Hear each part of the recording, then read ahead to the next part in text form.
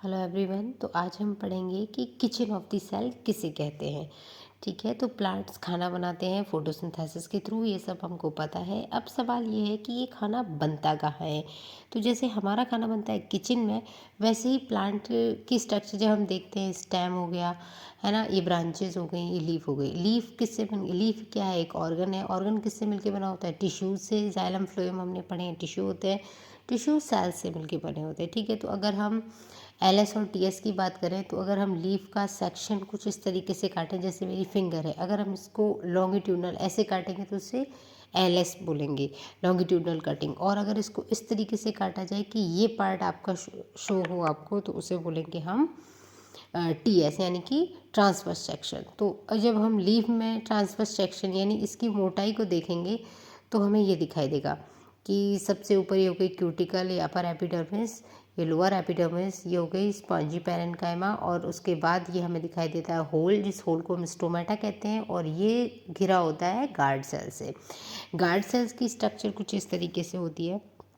Guard cell ये been like structure हो गई, है ना, और ये राजमा भी आप कह सकते हो। और उसके बाद ये जो एरिया होता है, ये हॉलो होता है, इसको हम स्टोमेटा कहते हैं। और ये इसका न्यूक्लियस हो गया, इसके अंदर फिर क्लोरोफिल मिलेगा। क्लोरोफिल एक पिगमेंट होता है जो एक सेल ऑर्गेनेली के अंदर रहता है, जिस सेल ऑर्गेनेली को हम क्या बोलते हैं? क्लोरोप्लास्ट। हालांकि प्लास्टिड और भी होते हैं। अगर ग्रीन कलर उसमें भरा हुआ है प्लास्टिड में, तो हम उसे क्लोरोप्लास्ट कहेंगे। और अगर डिफरेंट कलर्स हैं, रेड, येलो, तो हम फिर उसको बोल देते हैं क्रोमोप्लास्ट। क्रोमोप्लास्ट वर्ड क्रेयॉन से आया है, मतलब कलर्स। तो फ्लावर्स में क्रोमोप्लास्ट होते हैं और लीफ में क्लोरोप्लास्ट होता है। जिसमें कोई कलर नहीं होता उसे हम वाइट कलर बोलते हैं। According to science, white is not the colour, it's the absence of all colours. तो वाइट कलर के जो फ्लावर्स होते हैं उनके अंदर ल्यूकोप्लास्ट। अच्छा, अब हम बात करें कि ये हो गई गार्ड सेल। गार्ड सेल की चारों तरफ ये हो जाती हैं सब्सिडरी सेल्स। ठीक, तो ये गार्ड सेल कब ये अभी रिजिड कंडीशन में है, यानी कि इसमें क्या होगा कि जब इस सरफेस से लोअर, ये इनर सरफेस हो गई ना इसकी, जब ये ओपन होगा स्टोमेटा, तो यहाँ से वाटर लॉस हो जाएगा। वाटर लॉस होने का मतलब कि, और ये स्टोमेटा ओपन कब होगा? जब गार्ड सेल्स में वाटर फुल होगा, यानी जब इसके अंदर बहुत सारा पानी है, तो ये हिस्सा जो है इसका, ये कैसा रहेगा? ओपन रहेगा, ऐसे रिजिड रहेगा। और इसके रिजिड होने की वजह से ये स्टोमेटा ओपन रहेगा। और इसको वाटर की सप्लाई कौन करेगा? ये साथ वाली जो सेल्स हैं, यहाँ से ये डिफ्यूज़न प्रेशर डेफिशिएंसी की वजह से, यानी उसे हम बोलते हैं डीपीडी, आप कह सकते हो दे पानी दे। यानी जब इसका पानी यहाँ से उड़ जाएगा तो ये पिचक जाएगी, इसकी कंडीशन ऐसी हो जाएगी। ये अब फ्लैसिड कंडीशन में आ गई है। जब गार्ड सेल फ्लैसिड होगी, तो इसकी जो इनर मेम्ब्रेन, ये इनर वॉल थी, ये क्या हो जाएगी? एकदम फ्लैसिड, पिचक जाएगी, और इसकी वजह से स्टोमेटा जो यहाँ ओपन था वो यहाँ क्लोज हो जाएगा। इस बार अब इसमें पानी की कमी हो गई, अब ये अपनी पीछे वाली सेल से पानी मांगेगी, पीछे वाली सेल उससे पीछे वाली से मांगेगी। और इस तरीके से हम लोग जाइलम वाली लास्ट वीडियो में देख चुके हैं कि सेल जो है, सेल टू सेल वाटर इस तरीके से यहाँ से रिलीज़ होता है। अच्छा, वाटर तो रिलीज़ होता ही है। अब यहाँ जब ओस्टोमेटा ओपन और क्लोज होते क्यों हैं? उसे ओस्टोमेटा को ओपन इसलिए भी होना है क्योंकि हमें पता है stomata is the nose of the plant, है ना, तो पेड़ की नाक है वो। तो लीफ क्या करेगी? CO2 यहाँ से लेगी। जब एटमॉस्फेयर से CO2 अंदर जाएगी, वो CO2 कहाँ जाएगी? सेल के अंदर। अब सेल क्या करेगी? फोटोसिंथेसिस के हमने 3 स्टेप्स पढ़े हुए हैं। पहले हम किचन की स्ट्रक्चर को समझ लेते हैं, फिर हम देखेंगे कि खाना कहाँ बनता है, फिर पढ़ेंगे कैसे बनता है। तो सबसे पहले ये किचन की लोकेशन हो गई प्लांट के अंदर। ये क्लोरोप्लास्ट है। क्लोरोप्लास्ट सेल ऑर्गेनेली होती है। ये आउटर मेम्ब्रेन, इनर मेम्ब्रेन, और उसके बाद ये जो एरिया है इसे हम स्ट्रोमा कहते हैं। और उसके बाद ये जो एक पर्टिकुलर स्ट्रक्चर है, ये पूरी की पूरी थैलेकॉइड बोली जाती है। थैलेकॉइड का ये हॉलो एरिया ल्यूमेन बोला जाता है। ये थैलेकॉइड की दोनों मेम्ब्रेन हो गई, जिसके अंदर ये आई लाइक स्ट्रक्चर क्वांटासोम बोली जाती है। ऐसे बहुत सारे क्वांटासोम होंगे इसमें। और यहाँ पर एक इलेक्ट्रॉन ट्रांसपोर्ट चेन भी होती है, वो हम आगे हायर क्लासेस में पढ़ेंगे। अभी 10th के अकॉर्डिंग आप ये जान लीजिए कि थैलेकॉइड की मेम्ब्रेन में यहाँ एक पिगमेंट होता है जिसे हम क्लोरोफिल कहते हैं। और इस ऐसे बहुत सारी थैलेकॉइड एक के ऊपर एक कलेक्ट होती हैं तो उसे हम ग्रैनम कहते हैं, और ऐसे बहुत सारे ग्रैनम मिल करके ग्रैना बोले जाते हैं। ये आपस में जो जुड़े हुए हैं इसे स्ट्रोमा लैमेली बोलते हैं। अब होगा क्या, ये किचन की पूरी लोकेशन हमारे समझ में आ गई। अब हम देखते हैं कि इसमें फूड फॉर्मेशन यानी कि फूड क्या है, कार्बोहाइड्रेट, वो बनती कैसे है। फोटोसिंथेसिस का पहला स्टेप आप लोग पढ़ चुके हैं 10th में कि first of all absorption of sunlight by the chlorophyll. Sunlight क्या है, सन से जो इलेक्ट्रॉन्स आए वो फोटो को फोटो क्यों कहा, क्योंकि 8 इलेक्ट्रॉन के पैकेट को हम फोटोन कहते हैं, और इस तरीके के फोटोन 1 बाय 1 जब एक दूसरे के साथ आते हैं एक लीनियर सीक्वेंस में तो उसे रे कहते हैं। तो इस तरीके से सनलाइट आ रही है अर्थ पर। अब बात यह है कि ये रे के फॉर्म में ही आती है या फिर आपने 9th में पढ़ा होगा वेव भी चलती हैं, यानी कि लाइट पार्टिकल्स ऐसे एक दूसरे को लेकर के जब चलेंगे तो लॉन्गिट्यूडनल और ट्रांसवर्स दो तरीके की आपने वेव्स पढ़ी हैं। जब वेव्स इस मिड लाइन के अपवर्ड और डाउनवर्ड चलती है ना इस तरीके से, तो उसको हम बोलते हैं लॉन्गिट्यूडनल, और अगर इसी सीक्वेंस में चलती रहे तो उसे हम बोलते हैं ट्रांसवर्स वेव। तो ये है लॉन्गिट्यूडनल वेव कंडीशन में। अच्छा, अब और अगर सीधे सीधे इसी के अकॉर्डिंग जाएगी तो उसे हम बोल देंगे ट्रांसवर्स। अब होगा क्या, आपको पता है कि जो वेव फॉर्म में पार्टिकल जब चलेंगे तो अपवर्ड ये दो होती है क्रेस्ट, और दोनों क्रेस्ट के बीच की जो डिस्टेंस होती है उसे लेंथ ऑफ द वेव या वेव लेंथ कहते हैं, जिसे हम लैम्डा से रिप्रेजेंट करते हैं।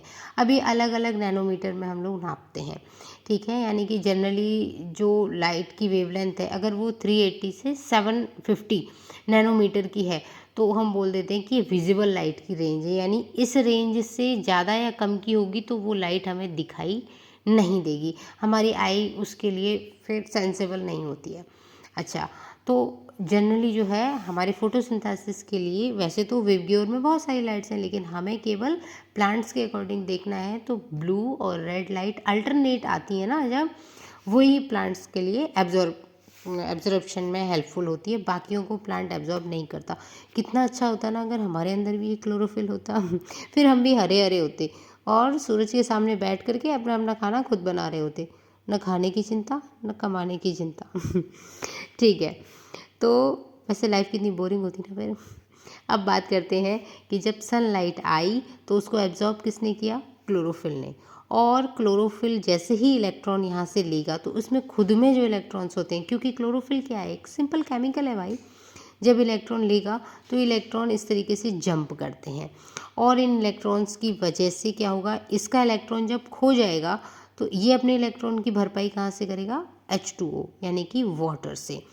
अच्छा, जब वाटर टूटेगा तो वाटर का फॉर्मूला होता है H2, इसमें से ऑक्सीजन निकल जाएगी, जैसे ही इसमें से ऑक्सीजन निकलेगी और हाइड्रोजन भी अलग हो गई, इलेक्ट्रॉन भी बाहर सब आ गए, यानी वाटर पूरा स्प्लिट हो गया। तो जब वाटर पूरा का पूरा स्प्लिट होता है तो loss of electron is called oxidation, इसलिए हम कहते हैं कि फोटोसिंथेसिस में वाटर का ऑक्सीडेशन हो जाता है। अब जब इलेक्ट्रॉन रिलीज़ हो गए और ऑक्सीजन जो थी वो यहाँ स्ट्रोमा में आ गई, और उसके बाद फिर यहाँ से वो पूरे सेल में आएगी, और ज़रूरत पड़ने पर या तो वो कहाँ जाएगी, माइटोकॉन्ड्रिया के अंदर, और बाकी की जो एक्स्ट्रा है वो यहाँ से निकल जाएगी स्टोमेटा से बाहर नेचर में। अच्छा, और जो हाइड्रोजन था वो कहाँ जाएगा, यहाँ स्टोमेटा से ऑक्सीजन तो रिलीज हो गई, और जो CO2 आई थी उसके साथ ये वाटर जो टूटा उसकी हाइड्रोजन जुड़ करके क्या बना देगी, C6H12O6, that is called glucose. ऐसे बहुत सारे ग्लूकोज मिल करके क्या बना देते हैं, स्टार्च। अच्छा, उसको हम पढ़ेंगे, लेकिन उससे पहले हम क्या देखेंगे कि जब जब वाटर टूटता है, ब्रेकडाउन होता है, और यहाँ लाइट का एब्जॉर्प्शन हो जाता है, उस टाइम पर ये लाइट एनर्जी से एक स्पेशल टाइप की एनर्जी बनती है, that is called ATP and NADPH। तो ये दोनों क्या है, केमिकल एनर्जी, और ये लाइट एनर्जी से किसका कन्वर्जन हो गया, यहाँ कन्वर्ट होकर ये बन गई केमिकल एनर्जी। ऑक्सीजन जो बनी थी वो रिलीज़ कर दी जाएगी, और यहाँ पर जितने भी इलेक्ट्रॉन वगैरह बने, और ये ATP और NADPH जो है ये मिल करके इस CO2 से और क्या बना देंगे, C3 साइकिल चलाएंगे, जिसकी कैल्विन और बेंसन ने डिस्कवरी की थी, इसलिए उसे कैल्विन बेंसन साइकिल भी कहते हैं। और वो CO2 अब रिड्यूस हो जाएगी, यानी कि addition of the hydrogen and removal of the oxygen is called reduction, या gain of electron is called reduction. तो यहाँ पे ये इन सबको गेन करेगी और उसके बाद ये बना देती है glucose. First of all glucose बनता है। जैसे खाना हमेशा फिक्स नहीं बनाया जाता, एक्स्ट्रा में बनाया जाता है, ठीक वैसे ही ग्लूकोज बनाया जाएगा। और बहुत सारा ग्लूकोज अपने टाइम के लिए स्टोर करके रखना है तो प्लांट स्टार्च की फॉर्म में स्टोर करके रखता है। लेकिन सवाल ये है कि अगर खाना यहीं बना और यहीं स्टोर हो गया तो प्लांट के बाकी पार्ट्स में जो कि नॉन क्लोरोफिल वाले हैं, क्लोरोफिल जिनमें नहीं है, जैसे ब्राउन कलर की, जैसे ब्राउन स्टेम है और रूट्स में तो फोटोसिंथेसिस हो ही नहीं सकती, तो वहाँ खाना कैसे सप्लाई होगा? वहाँ ये ग्लूकोज या स्टार्च नहीं जाते, ग्लूकोज कन्वर्ट होता है सुक्रोज में और सुक्रोज फिर जाता है फ्लोएम के अंदर और वो फ्लोएम फिर जहाँ ज़रूरत होती है वहाँ इस फूड को ट्रांसफ़र कर देता है। जब कभी ऑटम सीज़न आता है, ऑटम में क्या हुआ, लीफ सारी फॉल डाउन हो गई, तो अब वो स्टार्च यहाँ इस तरीके से ना, जिस एरिया में लीफ नहीं होती है वहाँ स्टेम में कुछ ऐसे अजीब से नोड जैसे बन जाते हैं और यहाँ वो स्टार्च इकट्ठा रहता है। तब तक रहेगा जब तक कि स्प्रिंग सीजन नहीं आ जाता और नई लीफ बन के रेडी नहीं हो जाती। जैसे ही नई लीफ बन जाएगी उसके बाद ये फूड यहाँ से वहाँ तक पहुँच जाएगा। अब नई लीफ बनेगी और नई लीफ नई तरह से फोटोसिंथेसिस करना शुरू कर देगी। तो ये था हमारा कि खाना कैसे बनेगा, कहाँ बनेगा और प्लांट हम तक कैसे पहुँचाएगा। बाकी की बातें नेक्स्ट वीडियो।